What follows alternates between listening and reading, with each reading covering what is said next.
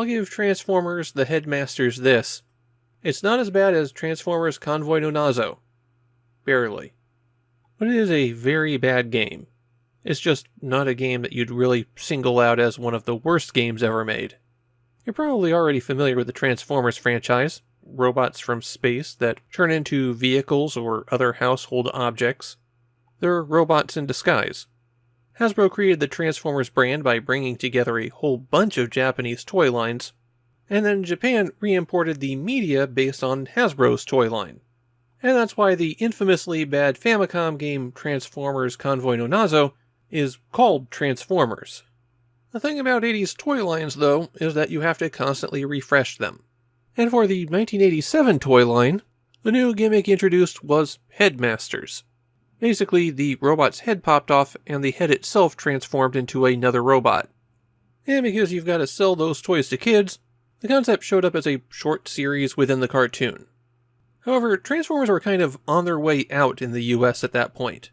So this basically marked the end of the franchise in the US. In Japan, however, it was still going strong. And so the cartoon series kept on going there, retitled as Transformers the Headmasters. That's right, there's an entire season of the original Transformers cartoon that didn't air outside of Japan. And of course they had to make a tie-in game for it, which is why we're here. The plot of the game is that 4 of the Transformers have been captured, and it's up to Chrome Dome to travel the galaxy and rescue them. When you start the game, you're allowed to select from 3 different worlds: Earth, Cybertron, or Jail. And after you rescue all of the other Transformers, then a 4th world will be available. The full cast list is Chrome Dome, Rodimus Convoy, Hardhead, Highbrow, and Brainstorm. Earth has no captive Transformers. It is totally worthless to go there. So you'll want to start out with either Jail or Cybertron. Stages are divided into 2 sections, a vehicle segment and a robot segment, and you always start with the vehicle section. In the vehicle segments, pressing right accelerates, pressing left is the brakes, and your vehicles have a huge amount of inertia. Chrome Dome's vehicle form is wheeled, so he's stuck on the ground, but some of the other Transformers that you rescue turn into flying vehicles and have more free movement. For any ground-based vehicle, pressing A shoots ahead, pressing B fires upward at an angle. For flying Transformers, they can only shoot straight ahead. As you shoot down enemies, they drop 3 kinds of power-ups. E's that restore your health, P's that increase your firepower in robot mode, and I's that increase how quickly your shots move. Your bullets destroy other bullets, which makes it weirdly difficult to destroy any enemies because they're always releasing a constant stream of shots. Most of your bullets just are never going to go anywhere. Shortly after you start a vehicle section, on at least 2 planets, a ship will fly overhead carrying one of the captured Transformers. If you can shoot it down and then catch your friend, then they'll be added to your party. You can switch freely between them by pressing the start button and then hitting right and left. The number on the left-hand side indicates how much health they have, while the letter on the right-hand side tells you how many power upgrades they've received. If you don't save your friend, then the vehicle stage loops forever. Or at least, once it started looping for me, I never saw the transport vehicle reappear. So be sure you get it the first time, otherwise you're going to be stuck. If you've rescued your friend and reached the end of the area, then there's a boss, and this is just a matter of shooting it down. Whichever Transformer is in charge when the boss is defeated gets a full health recovery. And then you go to the robot section. And here's where things get really bad. In robot mode, pressing A shoots your gun, B punches, and pressing up will make you float upward in the air, though if you let go, you'll gently drift downward again.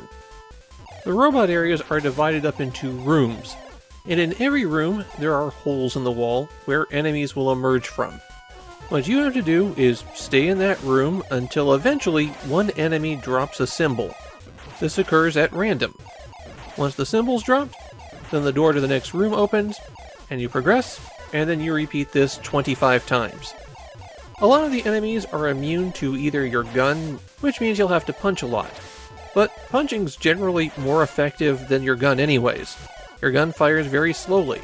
So the best strategy is generally to find one good place to stand, where the enemies can't easily hit you, and then hit the B button over and over again until the symbol appears. About halfway through this set of rooms, you'll find another captive transformer, and you can add him to your party. If you manage to make it all the way to the end of the robot section, there's a boss, and here your gun changes, so your power-up level no longer matters. And in this room, both A and B fire your gun, which fires shots that rebound off of walls. If you're pressing up and down while you fire, then you'll shoot at a slight angle. The rules about shots getting intercepted still apply here, which means you really need to shoot the boss from an angle to have any hope of getting it. If you manage to defeat it, you're back at the stage selection where you can save your progress. Transformers the Headmasters is one of those games where nobody remembers it in Japan. The very few comments I found were basically, they made a sequel to that game? And in a weird way, this game suffers by being in Transformers Convoy no Nazo's shadow.